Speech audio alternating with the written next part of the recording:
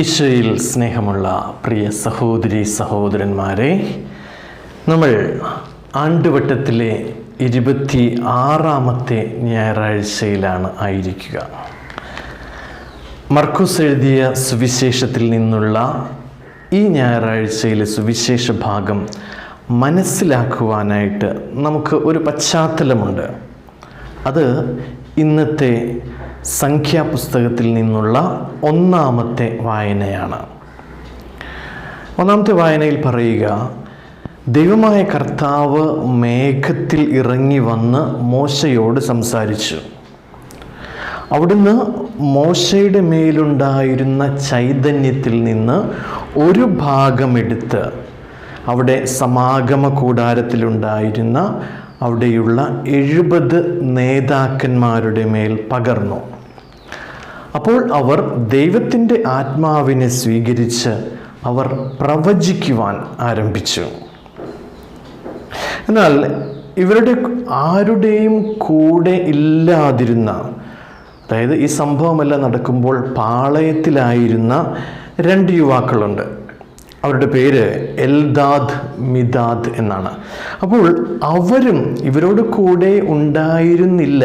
എന്നിട്ട് പോലും ആ 2 യുവാക്കളും ഇവരെ പോലെ തന്നെ പ്രവചിക്കുവാനായിട്ട് ആരംഭിച്ചു. അപ്പോൾ ഇത് വന്ന് മോശയോട് ഒരാൾ വന്ന് പറയുകയാണ്, ഈ എൽദാദും മീദാദും അവരവിടെ ഉണ്ടായിരുന്നില്ല, എന്നിട്ട് പോലും അവരും പ്രവചിക്കുന്നു എന്ന് വന്ന് മോശയോട് പറയുമ്പോൾ മോശയുടെ കൂടെ ഉണ്ടായിരുന്ന അഹറോന് അതത്ര പിടിക്കുന്നില്ല. അപ്പോൾ അഹറോൻ മോശയോട് പറയുന്നു, പ്രഭോ, പ്രവചനങ്ങൾ നടത്തുന്നതിൽ നിന്ന് അവരെ വിലക്കുക. എന്താണ് അഹറോൻ ചിന്തിക്കുന്നത്?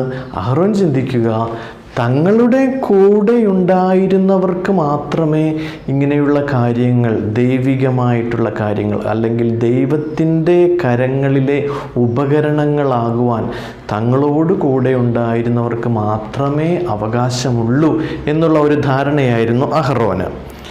പക്ഷേ മോശ അഹറോനോട് ചോദിക്കുന്നുണ്ട്, എന്നെ പ്രതി നീ എന്തിന്, അല്ലെങ്കിൽ എന്നെ പ്രതി നീ അസൂയപ്പെടുത്തുവോ? എന്നിട്ട് മോശ തുടർന്ന് പറയുന്നു, കർത്താവിൻ്റെ ജനം മുഴുവൻ പ്രവാചകന്മാരാവുകയും അവിടുന്ന് തൻ്റെ ആത്മാവിനെ അവർക്ക് നൽകുകയും ചെയ്തിരുന്നെങ്കിൽ എന്ന് ഞാൻ ആശിക്കുകയാണ്. അപ്പോൾ ദൈവത്തിൻ്റെ ജനം മുഴുവൻ, ക്രൈസ്തവ ജനം മുഴുവൻ പ്രവാചക ദൗത്യത്തിലേക്ക് ആണല്ലോ എന്നുള്ള മോശയുടെ ഒരു ആകാംക്ഷയാണ് അവിടെ നമ്മൾ കാണുക. പ്രിയപ്പെട്ടവരെ, ഈ ഒന്നാമത്തെ വായനയുടെ പശ്ചാത്തലത്തിൽ ഇന്നത്തെ സുവിശേഷം നമുക്ക് മനസ്സിലാക്കുവാനായിട്ട് ശ്രമിക്കാം. എവങ്കേലിയം ക്രിസ്തിയിലേക്ക് സ്വാഗതം.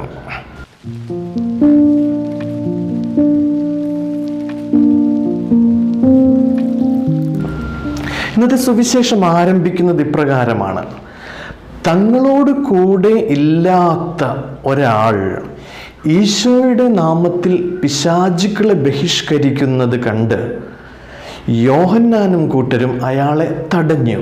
അത് ഇതിനു മുൻപ് സംഭവിക്കുന്ന കാര്യമാണ്. അപ്പോൾ ഞങ്ങൾ ഇപ്രകാരം ഒരാളെ, അങ്ങയുടെ നാമത്തിൽ പിശാചുക്കളെ ബഹിഷ്കരിച്ചു കൊണ്ടിരുന്ന ഒരാളെ ഞങ്ങൾ തടഞ്ഞു എന്ന് യോഹന്നാൻ വന്നിട്ട് ഈശോയോട് പറയുകയാണ് സുവിശേഷത്തിൻ്റെ ആരംഭത്തിൽ നമ്മൾ കാണുന്നത്. അപ്പോൾ സംഖ്യാപുസ്തകത്തിൽ മോശയുടെ ഏറ്റവും അടുത്ത ഒരു അനുയായിയായിരുന്നു അഹറോൻ. അഹറോനാണ് മോശയിൽ നിന്ന് ചൈതന്യം തങ്ങളുടെ കൂടെ ഇല്ലാതിരുന്ന ഒരാളിൽ പ്രവർത്തിക്കുന്നത് കണ്ട് അയാളെ തടയണമെന്ന് പറഞ്ഞത്. ഇവിടെ ഈശോയുടെ ദ ബിലവഡ് ഡിസൈപ്പിൾ, ഈശോയുടെ ഏറ്റവും സ്നേഹമുള്ള ശിഷ്യൻ ആയ യോഹന്നാനാണ് വന്നിട്ട് ഈശോയോട് പറയുന്നത്, ഞങ്ങൾ നമ്മുടെ കൂടെ ഇല്ലാത്ത ഒരാൾ അങ്ങയുടെ നാമത്തിൽ പിശാചുക്കളെ ബഹിഷ്കരിക്കുന്നത് കണ്ടപ്പോൾ ഞങ്ങൾ തടഞ്ഞുവെന്ന്. അപ്പോൾ 2 പേർക്കും ഒരു അസൂയയുടെ ഒരു ലാഞ്ചനയുണ്ട്. രണ്ടുപേരും അസൂയപ്പെടുകയാണ്. മോശ അഹ്റോനോട് ചോദിക്കുന്നുണ്ട്, നീ എന്തിനാണ് എന്നെക്കുറിച്ച് അസൂയപ്പെടുന്നത്? ഇവിടെ സുവിശേഷത്തിൽ നമുക്ക് കാണാം, മറ്റൊരു സന്ദർഭത്തിൽ ഈ ശിഷ്യന്മാരുടെ അപ്പോസ്തലന്മാരുടെ അടുക്കലേക്ക് പിശാച് ബാധിതനായ ഒരാളെ കൊണ്ടുവരുമ്പോൾ അവരോട് ഈ പിശാചിനെ ബഹിഷ്കരിക്കാൻ ആവശ്യപ്പെടുകയും അപ്പോസ്തലന്മാർക്ക് അത് സാധിക്കാതെ വരികയും ചെയ്യുന്നുണ്ട്. അപ്പോൾ എന്തായിരിക്കും ഒരുപക്ഷെ യോഹന്നാൻ്റെ മനസ്സിലുണ്ടായിരുന്നത്? തങ്ങൾക്ക് ഈശോയോട് കൂടെ നടന്നിരുന്ന ഞങ്ങൾ ഈശോയോട് കൂടെ ആയിരുന്നിട്ടും ഞങ്ങൾക്ക് സാധിക്കാത്ത ഒരു കാര്യം ഈശോയോടൊപ്പമില്ലാതിരുന്ന ഒരാൾ അവൻ സാധിക്കുന്നത് കാണുമ്പോൾ തീർച്ചയായിട്ടും ഒരു അസൂയയുടെ ഒരു ഘടകം അവിടെ വർത്തിക്കുന്നുണ്ട്. അതായത് ഞങ്ങൾ യേശുവിനോട് കൂടെ ആയിരുന്നിട്ടും ഞങ്ങൾക്ക് ചെയ്യാൻ സാധിക്കാത്തത് ഈശോയോട് കൂടെ അല്ലാത്ത ഒരാൾ ചെയ്യുന്നത് ഞങ്ങൾക്ക് സഹിക്കുവാൻ സാധിക്കുകയില്ല. അപ്പോൾ ഈശോ യോഹന്നാനെ തിരുത്തുകയാണ്. എന്നിട്ട് പറയുന്നു, നമുക്ക് എതിരല്ലാത്തവൻ നമ്മുടെ പക്ഷത്താണ്. പ്രിയപ്പെട്ടവരെ, നമുക്ക് എതിരല്ലാത്തവൻ നമ്മുടെ പക്ഷത്താണ് എന്ന യേശുവിൻ്റെ വാക്കുകൾ വളരെയധികം ശക്തമായ വാക്കുകളാണ്. നമ്മൾ ഓരോരുത്തരും യേശുവിനോടൊപ്പമായിരിക്കുക, ദൈവത്തോടൊപ്പമായിരിക്കുക എന്നത് നമ്മൾ നിവർത്തിക്കേണ്ട കാര്യമാണ്. പക്ഷേ ദൈവം ആരോടൊപ്പമാണ് ആയിരിക്കേണ്ടത്, യേശു ആരോടൊപ്പമാണ് ആയിരിക്കേണ്ടത് എന്നത് നമ്മുടെ കൈകളിലുള്ള ഒരു കാര്യമല്ല, നമ്മൾ തീരുമാനിക്കേണ്ട ഒരു കാര്യമല്ല. പഴയ നിയമത്തിൽ ദൈവത്തിൻ്റെ ചൈതന്യം മോശയിൽ നിന്നെടുത്ത് ആർക്ക് കൊടുക്കണം എന്ന് നമ്മളല്ല തീരുമാനിക്കേണ്ടത്, മോശയോ അഹറോനോ അല്ല തീരുമാനിക്കേണ്ടത്, ദൈവമാണ്. ഇവിടെ യേശുവിൻ്റെ നാമത്തിൽ ഒരുവന് പിശാചുക്കളെ ബഹിഷ്കരിക്കുവാൻ സാധിക്കുന്നുണ്ടെങ്കിൽ അവൻ യേശുവിനോടൊപ്പം ഉണ്ടായിരുന്നത് കൊണ്ടല്ല, മറിച്ച് യേശു അവനോടൊപ്പമുണ്ട്. അപ്പോൾ നമ്മൾ യേശുവിനോടൊപ്പമായിരിക്കുക, നമ്മൾ ദൈവത്തോടൊപ്പമായിരിക്കുക എന്നുള്ളത് വളരെ പ്രധാനപ്പെട്ട കാര്യമാണ്. പക്ഷേ ദൈവം ആരോടൊപ്പമാണ് ആയിരിക്കേണ്ടത്, ഈശോ ആരിലൂടെയാണ് പ്രവർത്തിക്കേണ്ടത് എന്നുള്ളത് നമ്മുടെ തീരുമാനത്തിലുള്ള, നമ്മുടെ കൈകളിലുള്ള ഒരു കാര്യമല്ല. നമ്മൾ എപ്രകാരമാണ് യേശുവിനോടൊപ്പമായിരിക്കേണ്ടത് അതാണ് സുവിശേഷം തുടർന്ന് വിവരിക്കുന്നത്. അത് ഒരു യുദ്ധമാണ്. നമ്മൾ യേശുവിനോടൊപ്പമായിരിക്കുവാൻ, യേശുവിനോടൊപ്പമായിരിക്കുന്നതിൽ നിന്ന് നമ്മെ തടയുന്ന ഏത് കാര്യത്തിനോടും നമ്മൾ യുദ്ധം ചെയ്യുക, അതിനെ തോൽപ്പിക്കുക. അത് പുറമേയുള്ള ഏതൊരു ഘടകമാണെങ്കിലും അത് പക്ഷേ കുറേ കൂടെ എളുപ്പമാണ്. പുറമേയുള്ള ഒരു ഘടകത്തെ, യേശുവിനോടൊപ്പമായിരിക്കുവാൻ നമ്മെ തടയുന്ന പുറമേയുള്ള ഒരു കാര്യത്തെ എതിർക്കുവാൻ നമുക്ക് എളുപ്പമാണ്. പക്ഷേ അക്കാര്യം നമ്മുടെ ഉള്ളിൽ തന്നെയാണെങ്കിൽ ആ ഉള്ളിലുള്ളതിനോട് നമ്മൾ യുദ്ധം ചെയ്യണം. അതാണ് സുവിശേഷത്തിൽ തുടർന്ന് പറയുന്നത്. അപ്പോൾ ഈശോ പറയുന്നു, വിശ്വസിക്കുന്ന ഈ ചെറിയവരിൽ ഒരുവന് ഇടർച്ച വരുത്തുന്നവൻ ആരായാലും അവന് കൂടുതൽ നല്ലത് ഒരു വലിയ തിരികല്ല് കഴുത്തിൽ കെട്ടി കടലിൽ എറിയപ്പെടുന്നതാണ്. അപ്പോൾ ഒരു ചെറിയവൻ്റെ വിശ്വാസത്തിന് ഞാൻ എതിര് നിൽക്കരുത്, അവൻ്റെ വിശ്വാസത്തിന് ഇടർച്ച വരുത്തരുത്.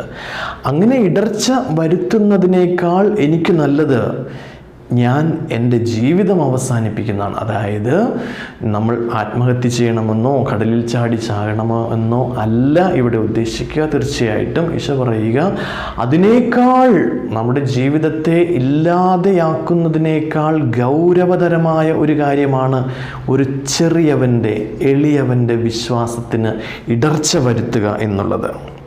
ഈശോ തുടരുന്നു, നിന്റെ കൈ നിനക്ക് ദുഷ്പ്രേരണയ്ക്ക് കാരണമാകുന്നെങ്കിൽ അത് വെട്ടി കളയുക.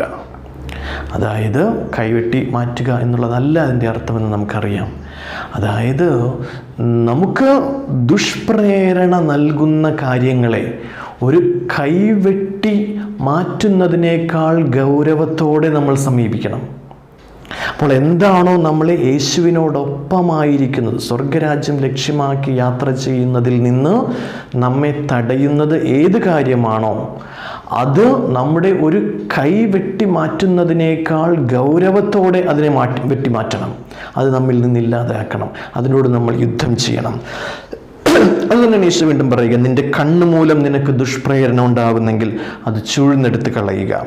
ഇരുകണ്ണുകളുമായി പുഴുചാകാത്തതും തീകെടാത്തതുമായ നരകത്തിലേക്ക് എറിയപ്പെടുന്നതിനേക്കാൾ നല്ലത് ഒരു കണ്ണോടുകൂടെ ദൈവരാജ്യത്തിലേക്ക് പ്രവേശിക്കുക. അപ്പോൾ ദൈവരാജ്യത്തിലേക്ക് പ്രവേശിക്കുക എന്നുള്ളതാണ്. അപ്പോൾ ദൈവരാജ്യത്തിലേക്ക് പ്രവേശിക്കുവാനായി സ്വന്തം വ്യക്തിത്വത്തോട്, സ്വന്തം ആഗ്രഹങ്ങളോട്, സ്വന്തം സ്വാർത്ഥതയോട് യുദ്ധം ചെയ്യുക, സ്വന്തം അത്യാഗ്രഹങ്ങളോട് യുദ്ധം ചെയ്യുക. യേശുവിനോടൊപ്പമായിരിക്കുക എന്നുള്ളതാണ് നമ്മുടെ ലക്ഷ്യം. യേശു ആരോടൊപ്പമാണ് ആയിരിക്കുന്നത് എന്നതിനെക്കുറിച്ച് നമ്മൾ വ്യാകുലപ്പെടേണ്ടതില്ല എന്നാണ് സുവിശേഷം നമ്മോട് പറയുക. പ്രിയപ്പെട്ടവരെ, ഒരു നിമിഷം നമുക്ക് കണ്ണുകളടച്ച് പ്രാർത്ഥിക്കാം. പിതാവായ ദൈവമേ, അങ്ങയുടെ പുത്രനായ ഈശോയിലൂടെ സ്വർഗരാജ്യം ഞങ്ങൾക്ക് സാധ്യമാക്കി തന്നല്ലോ. അങ്ങയുടെ സാന്നിധ്യത്തിൽ ആയിരുന്നു കൊണ്ട് നിരന്തരം ആഹ്ലാദിക്കുവാൻ, അങ്ങയോടൊപ്പമായിരിക്കുവാൻ, അങ്ങയുടെ പ്രിയസുതനോടൊപ്പമായിരിക്കുവാൻ ഏതൊക്കെ കാര്യങ്ങളാണോ ഞങ്ങളെ തടസ്സപ്പെടുത്തുന്നത്, ഞങ്ങളുടെ സ്വാർത്ഥതയുടെയും ഞങ്ങളുടെ അത്യാഗ്രഹങ്ങളുടെയും ഞങ്ങളുടെ ആഗ്രഹങ്ങളുടെയും ഒക്കെ ആ ഘടകങ്ങളുമായി നിരന്തരം യുദ്ധം ചെയ്യുവാനും ഞങ്ങളുടെ സ്വാർത്ഥത്തെ നിഗ്രഹിച്ചുകൊണ്ട് യേശുവിനോടൊപ്പമായിരിക്കുന്ന സ്വർഗരാജ്യം ലക്ഷ്യമാക്കി യാത്ര ചെയ്യുന്നവരാക്കി ഞങ്ങളെ മാറ്റണമേ. കർത്താവായ ക്രിസ്തു വഴി ഞങ്ങൾ സമർപ്പിക്കുന്ന പ്രാർത്ഥന കേട്ടരുളണമേ. ആമേൻ. ഏവർക്കും അനുഗ്രഹപ്രദമായ ഒരു ഞായറാഴ്ച ആശംസിക്കുന്നു. നന്ദി.